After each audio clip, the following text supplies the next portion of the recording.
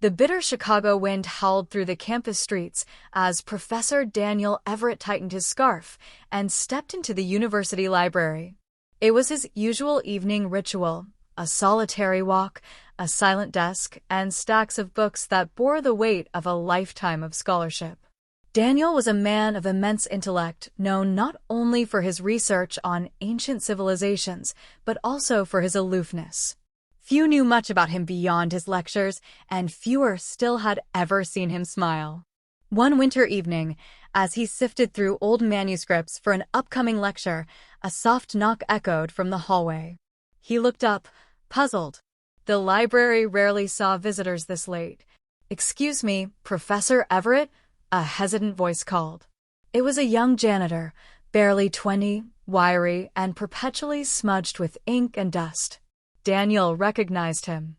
The boy had been cleaning the East Wing for the past few months, always quiet, always watching. "My name's Eli," the boy said. "I didn't mean to interrupt, but I saw you studying ancient languages. I was wondering if I could ask you something." Daniel blinked, uncertain. No one had ever asked him for advice outside of class. "What do you want to know?" he replied curtly. Eli stepped forward, clutching a tattered notebook. "This might sound strange, but I've been teaching myself to read ancient Greek. My mom used to say knowledge is the only thing that can't be taken from you. I never finished school, but I love learning." There was an awkward silence. The professor looked at the boy, unsure whether to be impressed or annoyed. But something in Eli's eyes, hopeful, raw, hungry for knowledge, unsettled him. Daniel motioned to the chair opposite him. "Sit." That night, they spent 3 hours poring over forgotten words and old dialects. Eli soaked up everything like a sponge, curious, determined, humble. From that night on, they met often.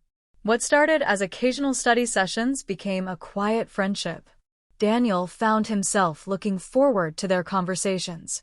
He admired Eli's resilience, the way he approached learning not with arrogance, but with reverence. One evening, months later, Eli didn't show up. Then another day passed. And another. Daniel tried asking around, but no one seemed to know much about the janitor boy.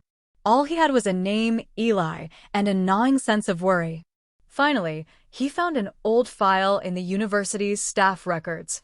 Eli Johnson. No emergency contact. No listed address, just a shelter's name.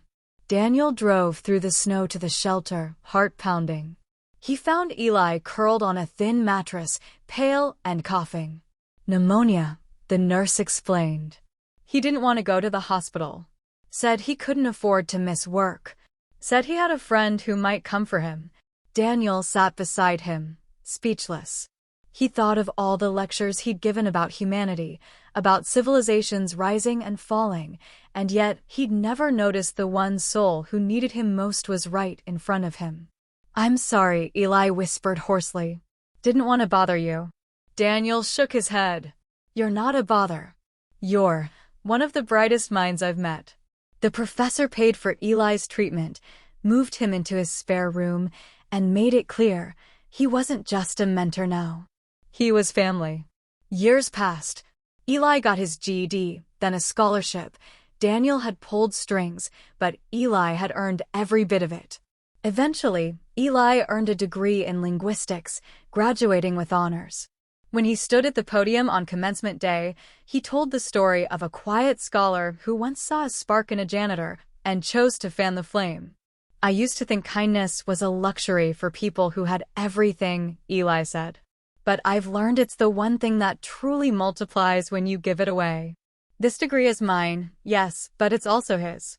In the front row, Daniel wept openly for the first time in decades. Epilogue. Today, Dr. Eli Johnson teaches ancient languages at that same university. In every class, he keeps one seat empty, just as a reminder to look beyond resumes and grades, to see people for who they are and for who they could become.